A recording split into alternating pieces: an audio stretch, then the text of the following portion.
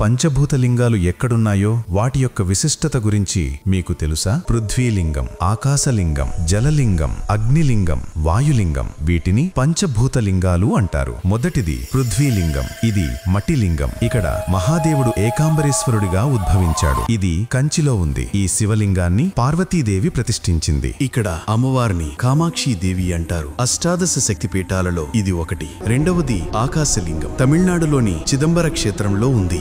ఆకాశలింగం దర్శనం రహస్యమైన ఆకాశం వలి శూన్యంగా కనిపిస్తుంది. ఇక్కడ లింగ దర్శనం ఉండదు. అందుకే చిదంబర రహస్యం అని పేరొచ్చింది. ఇక్కడ నటరాజస్వామి, శివకామి సుందరీదేవి అమ్మవారు మాత్రమే ఉంటారు. మూడవది జలలింగం. ఈ లింగం కింద ఎప్పుడూ నీటి ఊట ఉండడం వలన దీనిని జలలింగం అంటారు. ఇది తమిళనాడులోని తిరుచినాపల్లి సమీపంలో గల జంబుకేశ్వర క్షేత్రంలో ఉంది. ఇక్కడ స్వామివారు జంబుకేశ్వరుడు, అమ్మవారు అఖిలాండేశ్వరి. బ్రహ్మహత్యా పాతక నివారణ కోసం మహాదేవుడు ఇక్కడ జంబుకా వృక్షం కింద తపస్సు చేసినందుకే శివుడికి జంబుకేశ్వరుడు అని పేరు వచ్చింది. నాలుగవది అగ్నిలింగం. తమిళనాడులోని అరుణాచలంలో తిరువర్ణమాలయ క్షేత్రంలో జ్యోతిర్లింగంగా ఉద్భవించాడు. అరుణాచల శిఖరంపై ఒక అగ్నిలింగం ఉద్భవించి తేజోలింగమైనది. ఆయన పేరే అరుణాచలేశ్వరుడు. ఐదవది వాయులింగం. ఆంధ్రప్రదేశ్ తిరుపతికి దగ్గరలోనే శ్రీకాళహస్తి క్షేత్రంలో వాయులింగంగా ఉద్భవించాడు. సాలెపురుగు, పాము, ఏనుగకి మోక్షం కల్పించి తనలో కలుపుకున్న క్షేత్రం శ్రీకాళహస్తీశ్వర క్షేత్రం. ఇక్కడ శివుడిని శ్రీకాళహస్తీశ్వరుడు అని, అమ్మవారి పేరు జ్ఞానప్రసూనాంబ అంటారు. మరొక అద్భుతమైన కథతో త్వరలో కలుస్తాం. అప్పటి వరకు